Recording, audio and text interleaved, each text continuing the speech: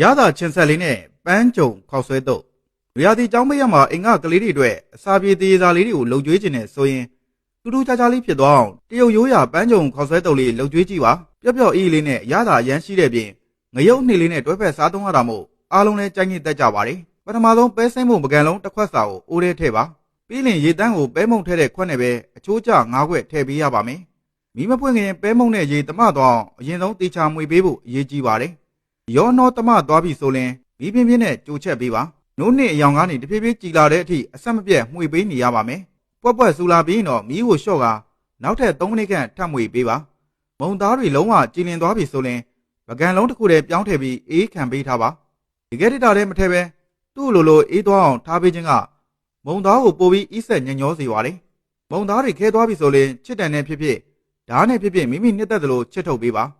တွဲဖက်စားသုံးဖို့အတွက်ကြက်သွန်ပြူကြက်သွန်မိတ်နန်းနန်းပင်ပဲငံပြားရည်ရှာလကာရည်တကြားဟင်းခတ်မုတ်ငရုတ်သီးမုတ်ရေပဲစီနဲ့ငရုတ်သီးစီတို့ကိုအချိုးချဆက်ပြီးတော့အပေါ်ကနေစမ်းပေးလိုက်မယ်ဆိုရင်မုံနှစ်သားအီလေးနဲ့အချင်းအဆက်အရသာစုံနေတဲ့ပန်းကြုံခောက်ဆွဲတုပ်လေးကိုရရှိပြီပဲဖြစ်ပါတယ်။ရသာချင်းဆက်လေးနဲ့တလုံးစားလိုက်ရင်တုံအီလေးနဲ့အီးဆက်ညံ့ညောနေတာမို့အိမ်ကကလေးလူကြီးမျိုးကြိုက်နေတတ်ကြတာကြောင့်အင်ရှင်မေမေတို့လည်းကြိုက်နေတတ်တယ်ဆိုရင်အိမ်မှာလှုပ်ကြွေးကြည့်ကြပါဦးနော်။